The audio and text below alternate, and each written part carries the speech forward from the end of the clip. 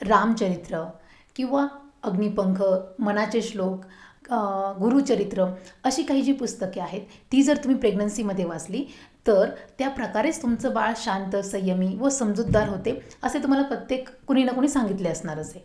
परंतु प्रेग्नन्सीचे जे काही 3 टप्पे आहेत म्हणजे फर्स्ट, सेकंड आणि थर्ड ट्रायमेस्टर, यामध्ये वेगवेगळी कोणती पुस्तके वाचली पाहिजेत हे आजपर्यंत तुम्हाला कोणी कधी सांगितलं आहे का? नाही ना? तेच आज मी तुम्हाला सांगणार आहे. नमस्कार, मी डॉक्टर भाग्यश्री दातीर माझ्या चॅनलमध्ये तुमचे स्वागत करते. सगळ्यात पहिले मला हे सांगा की जर प्रेग्नन्सीमध्ये तुम्ही विशिष्ट प्रकारची बुक्स वाचली तर तसंच तुमचं बाळ होतं असं आहे का? नाही ना? माझ्या मते तरी नाही. कारण का की ते बुक तुम्ही वाचताय परंतु त्या बुकमध्ये काय दिलं आहे त्या प्रकारे तुम्ही बिहेव करता का?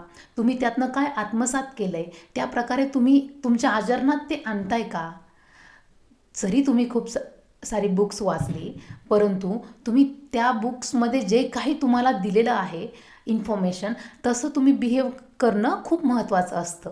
जेव्हा होणारी आई त्या सर्व गोष्टी आत्मसात करून तशा प्रकारे ती तिचं आचरण करेल तेव्हा होणारं बाळ त्या बुकमध्ये जे काही दिलं आहे तशा प्रकारे होऊ शकतं. सगळ्यात महत्त्वाची ही गोष्ट तुम्ही समजून घ्या की 9 महिने जशी ती आई राहते, जसं ती आचरण करते, जसे तिचे विचार असतात त्या प्रकारे येणारं बाळ असतं.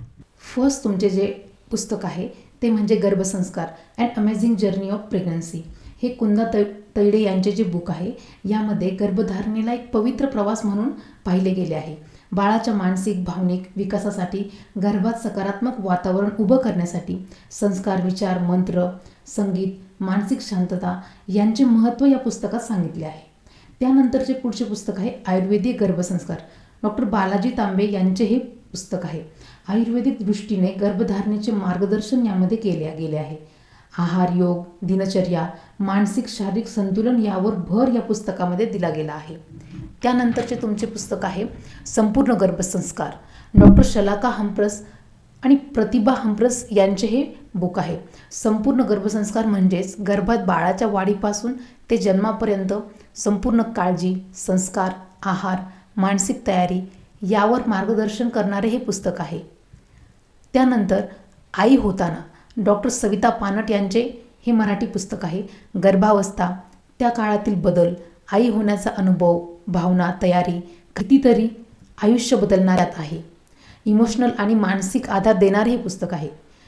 त्यानंतरचे पुस्तक आहे प्रेग्नन्सी नोट्स. याचे मराठी जे पुस्तक आहे ते आहे रूपा पै यांचे.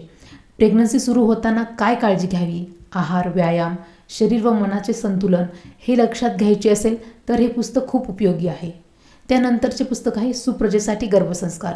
डॉक्टर विक्रम शहा आणि गीतांजली शहा यांचे हे पुस्तक आहे. गर्भधारणा पूर्वतयारी, सकारात्मक दृष्टिकोन, संस्कार आणि शुभ वातावरणासाठी मार्गदर्शनपर नव्या आईवडिलांसाठी खूप उपयोगी असे हे पुस्तक आहे. त्यानंतरचे पुस्तक आहे फर्स्ट ट्रायमेस्टरचे गर्भवतीची काळजी आणि परिपूर्ण बालसंगोपन. सौ सविता जाजू यांचं हे पुस्तक जे आहे गर्भधारणा आणि बालसंस्कार सुरू होण्यापासून पुढील काळापर्यंतची काळजी, आहार, पालन, पोषण याची माहिती यामध्ये दिली आहे. फर्स्ट ट्रायमेस्टरमध्ये सुरुवातीसाठी हे पुस्तक अगदी योग्य आहे. सेकंड ट्रायमेस्टरमधील जे बुक्स आहेत हे जे फर्स्ट ट्रायमेस्टरमधील बुक्स होते त्यांचंच सेकंड पार्ट किंवा सेकंड ट्रायमेस्टरवर उपयोगी असणारे याच लेखकांचे बुक्स आहेत ते तुम्ही सेकंड ट्रायमेस्टरसाठी रीड करू शकता. थर्ड ट्रायमेस्टरमधील जे बुक्स आहे त्यामध्ये वर्षा भावे यांचं आई होण्याचा प्रवास हे बुक खूप उपयोगी आहे. त्यानंतर गर्भावस्था आणि प्रसूती हे अनघा पाटील यांचे बुक, सुधा मूर्ती यांचे गर्भसंवाद, त्याचबरोबर पु ल देशपांडे यांचे मातृत्वाचे विज्ञान हे पुस्तकही थर्ड ट्रायमेस्टरमधील बदलांसाठी किंवा जे काही चेंजेस होतात ते कसे मॅनेज केले पाहिजे यासाठी खूप उपयोगी आहे. डॉक्टर संगीता बर्वे यांचं आई होण्याचा आनंद हे पुस्तकही थर्ड ट्रायमेस्टरसाठी खूप छान आहे. डॉक्टर वसंत लाड यांचं संपूर्ण गर्भसंस्कार हे पुस्तकसुद्धा तुम्ही थर्ड ट्रायमेस्टरमध्ये रीड करू शकता. या सर्व बुकमध्ये जे काही थर्ड ट्रायमेस्टरमध्ये बदल होतात ते कसे मॅनेज केले पाहिजे, त्यावर कसा तुम्ही उपाय केले पाहिजे याची पूर्ण माहिती दिलेली आहे. तसं तर मी हे सगळे बुक तुम्हाला जे सांगितले आहेत ना ते फर्स्ट सेकंड ट्रायमेस्टरमध्येही तुम्ही रीड करू शकता. फक्त मी वर्गीकरण का केलं की माझा हा व्हिडिओ जो आहे तो एखाद्या माझ्या मैत्रिणीला सेकंड ट्रायमेस्टर चालू आहे आणि तेव्हा तिला तो सापडला, तर तिने स्पेसिफिक कोणते बुक रेफर केले पाहिजे, किंवा थर्ड ट्रायमेस्टरमध्ये तिला माझा हा व्हिडिओ मिळाला तर तिने कोणते बुक शक्यतो रेफर केले पाहिजे हे स्पेसिफिक कळावं, म्हणून मी हे फर्स्ट ट्रायमेस्टर, सेकंड ट्रायमेस्टर आणि थर्ड ट्रायमेस्टरमध्ये जे बुक्स आहेत त्याचं वर्गीकरण केलं आहे. तसे तर ह्या सर्व बुकमध्ये तुम्हाला तीनही ट्रायमेस्टरमधील माहिती दिली गेलेली आहे, किंवा 3 ट्रायमेस्टरमध्ये जे काही बदल होतात ते कसे मॅनेज केले पाहिजे त्याची माहिती दिली गेलेली आहे.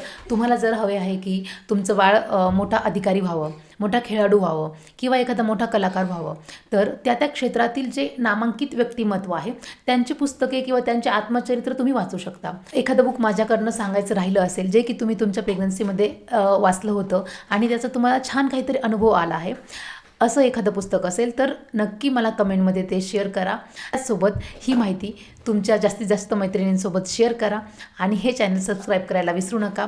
पुन्हा भेटूया पॅरेंटिंग आणि गर्भसंस्कार या संबंधीच्या नवीन माहितीसाठी.